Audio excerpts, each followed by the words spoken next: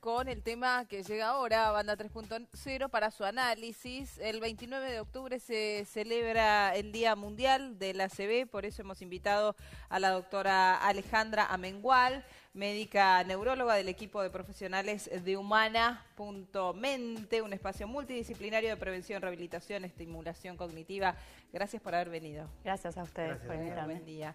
Bueno, es así, el 29 de octubre se celebra el Día Mundial contra la ACV, ¿no? Exactamente. ¿Qué es exactamente una ACV? Del que se habla mucho más ahora que unos años atrás. No sé si porque se conoce más, si porque hay más riesgo potencial de sufrir ACV. Por todo un poco, probablemente también hubo varios casos conocidos en el último tiempo que sacó el tema bastante más a flote.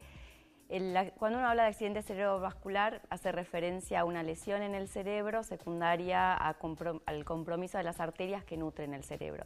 Ese compromiso puede ser que la arteria se tape porque estaba irregular, porque tenía colesterol y se forma un coágulo, o porque un coágulo viaja de otra parte del cuerpo y se impacta en la arteria e impide que pase el flujo, o bien porque se rompe una arteria y genera un sangrado, ya sea dentro del cerebro o en las membranas que cubren el cerebro. El más frecuente es el primero, es el infarto cerebral, que ocurre en el 80% de los casos, y un 20% de los casos se trata de sangrado. Alejandra, recién Nuria te preguntaba esto de que para mí es clave en todo lo que es salud, sobre todo. Yo creo que se sabe mucho más por una cuestión de los medios de comunicación y demás. La gente, independientemente que se sabe más, ¿tiene más conciencia o sigue sin saber de verdad? Sabiendo que existe, pero sin saber de verdad cómo tratarlo, cómo prevenirlo. Creo que por suerte hay bastante más difusión respecto de la prevención, que sin duda es lo más importante en lo nuestro. Los factores de riesgo del accidente cerebrovascular son factores de riesgo de enfermedades vasculares en general: el colesterol, el tabaco, el sedentarismo, la diabetes, la hipertensión. Por suerte hay mucha medicina preventiva hoy, se habla mucho más de control de factores de riesgos, de medidas de prevención, de qué podemos hacer por nosotros mismos, pero el ritmo de vida por ahí hace que, a pesar de que uno sepa que está haciendo las cosas mal, no termine de hacer las cosas como debería o no pueda realmente prevenir como se debería. A ver, ahí tocaste algo clave. El ritmo de vida es lo que hace que haya habido más casos tal vez conocidos en el último tiempo en personas muy jóvenes, que uno podría llegar a pensar, hablar de ACV en una persona de 30 y pico, 40 años, hace un tiempo era impensado. El ritmo de vida, el estrés... Igualmente es importante considerar que en los pacientes jóvenes en general el ACV es un poco diferente que en los pacientes mayores. El ACV clásico en general se da después de los 55 y hay algunas predisposiciones genéticas o algunos otros factores que pueden predisponer a accidentes en pacientes más jóvenes. Por ejemplo, un aneurisma cerebral, que es una malformación en las arterias con una debilidad en la pared de una arteria, predispone al sangrado, que es lo que pasó con el caso de la soprano, por ahí, que fue muy conocido. En ese caso, ese aneurisma está desde la formación. Ese aneurisma muchas veces es congénito, a veces se forma con la edad, pero muchas veces se puede formar es congénito. Con la edad, sí. Digamos. Y puede ser que si es congénito pueda llegar a eclosionar, de algún modo, por decirlo así, o no. Exactamente. Puede ser que pueda vivir toda la vida. Puede ser que pueda vivir toda la vida, sí, aumenta el riesgo, pero no es algo indefectible. En general te digo, volviendo a la prevención, ¿hay más consultas por esto de la prevención o siempre que pasa tiene que aparecer un hecho para que empiece a tratarse el tema?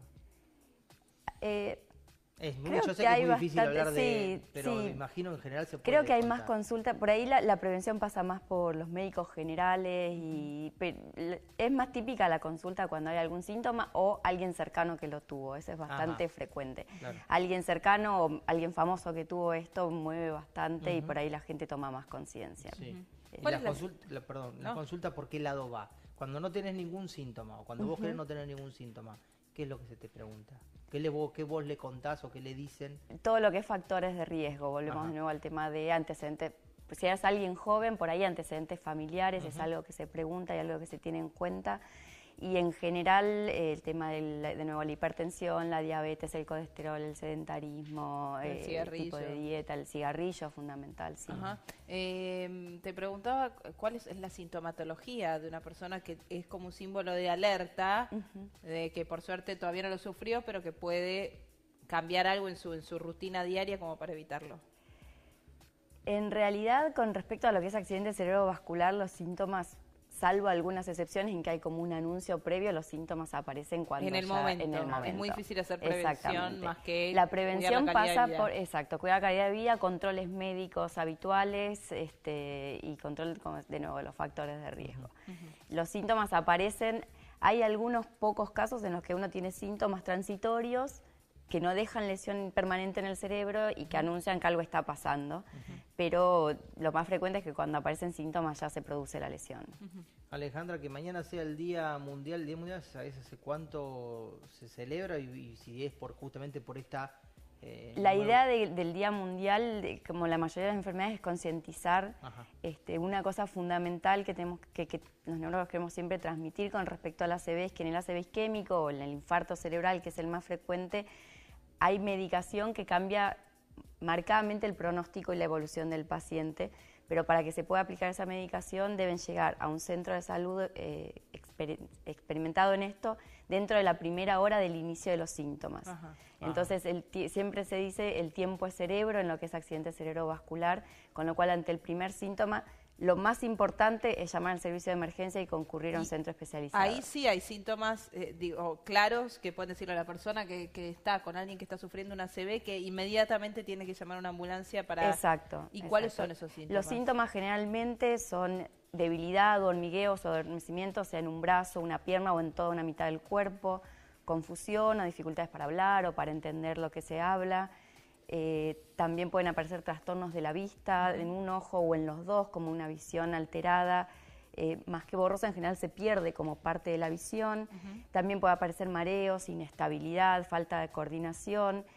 Todos los síntomas de la ACV son bruscos, de estar bien, en tal momento, en tal minuto, empiezo a estar mal, son siempre bruscos.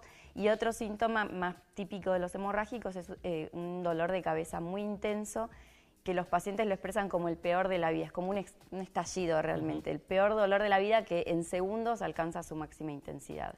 Todos esos son factores de alarma que dicen que hay que ir urgente a un centro especializado. En ese momento, atención. Atención. Gracias, Alejandra, clarito todo. Gracias por haber venido. Gracias a ustedes por invitarme. Nosotros nos vamos a ver la canción que Palito Ortega le hizo al Papa Francisco. Y vos te vas a ir con Susana Reynoso. Sí, por favor, Dale. escuche.